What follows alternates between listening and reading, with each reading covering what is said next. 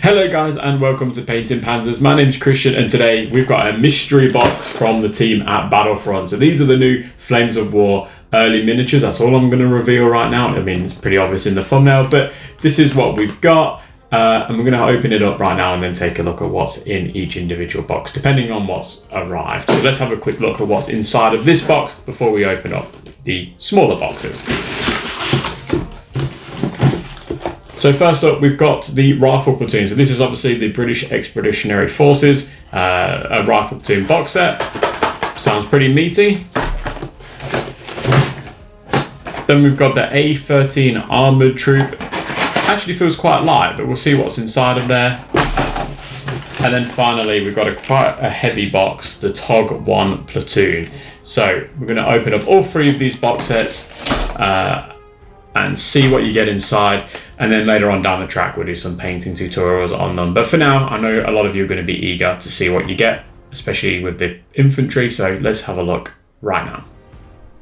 Now, the first thing we're going to look at is the rifle platoon, and it's made up of 13 infantry bases, and it's only applicable for the early war period. They have a load of bases. You can see we've got formation commanders, we've got rifle teams, boys anti-tank rifles, 2-inch mortars, 3-inch mortars, and HMG teams. And within the box, you get 2 big sprues as well as a load of bases, as you can see here. Now, they are all hard plastic, and Flames of War or Battlefront have taken a different direction to what they've been doing in other releases, especially those in the last few years, where they've had the sort of soft thermoplastic, and some of the sculpts have been a little bit questionable, or in some cases very questionable.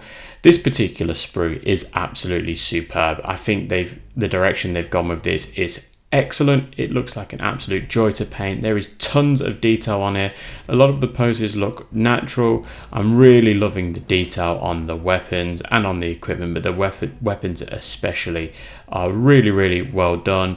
I think the details on here are going to be easy to paint. They're not too detailed where it's going to be hidden when you paint them. They're just detailed enough that those details are going to pop. There's a variety of different options on this sprue as well. There's loads of riflemen, a couple of like commanders, a couple of Brens. You can see here we've got the HMG team. So yeah, really nice. I love the fact they've got it all on one sprue too. So if you want to paint them on the sprue, you can do. I won't be, but you can do. You can tell that they've got the early war look to them as well, with that pouch on the front of the chest there. Very hard plastic too. So it's a really positive change, and that was a very nice surprise for me actually.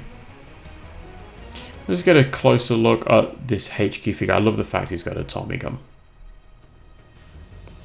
And then finally, here we go. Just take him off the sprue and just have a final look at how good he looks. The facial features on this particular model are great. It's another downfall of the previous releases that we've seen. So yeah, really nicely done. These hard plastics are going to be a massive hit, I think, with the rest of the community. I think they're going to be really well received. Now, there's one thing that I can never criticise Flames of War for, and that is their plastic tank kit. So the A13 Armoured Troop, again, is another early war British tank platoon or troop. And this has the A13s or the A13s Mark II. You can make either. It's up to you what you want to do. I don't believe on the sprue there's the option for 2 turrets. You can only make one or the other. It has a commander sprue included in the box set. This is just your generic commander sprue. This has been around for a long time. Would have been nice to have them updated, but I can see why they haven't bothered. You get 6 commanders and they're pretty much applicable for all periods. But the actual kit itself is absolutely superb. Like I said, I really can't knock Battlefront's plastic tank kits. They are just amazing, and what you see is what you get. They always go together super nicely, and they're always full of detail, so a massive thumbs up for that one. And then finally, we've got the TOG 1 tank platoon. So there's 3 vehicles in this one. This is going to be your sort of mid-war monster. I don't believe these were I don't actually know if these even were used in combat. Please let me know in the comment section if they were. They look very cool. It looks like a Matilda 2 turret on there. But you get 3 tanks in this box set.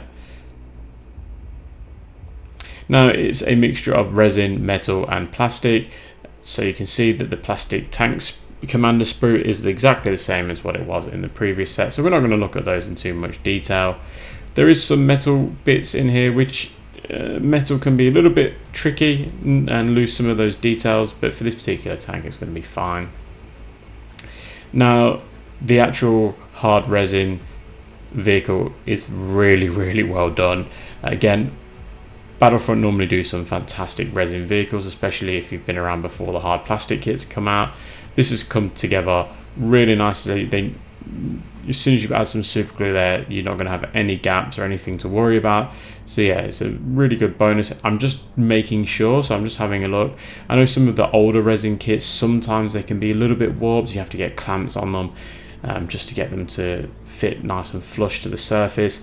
But in this particular case, or this particular model I should say, I couldn't see that, and I did actually test the other two, and yeah, they all seem to go together really nicely. I'm not going to need to add any clamps or anything, they're just going to glue on really well. So yeah, massive thumbs up again to Battlefront for this another resin tank kit that's come out really nicely. And then we can see the turret here, it just looks just as good.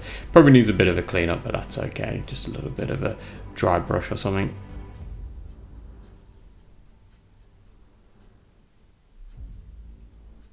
So overall, 3 amazing kits to go with that early war release. I want to get my hands on some of the early war stuff like the Germans and French stuff, but for the British point of view, they are just absolutely great kits. Really recommended. So definitely, if you want to get your hands on some of this, you can find them at the Battlefront website, which I'll leave a link to that in the video description. Now, I will be releasing some painting tutorials to cover the box sets we've seen today, so let me know in the comments section if that's something you'd like to see. I believe I'll be starting with the infantry first, so yeah, keep an eye out for that one. A massive thank you also goes out to Battlefront for sending me these samples. It really is a great little set of samples you've sent, so thank you so much. Alright guys, don't forget to leave me a comment below, and until then, I will catch you at the next one.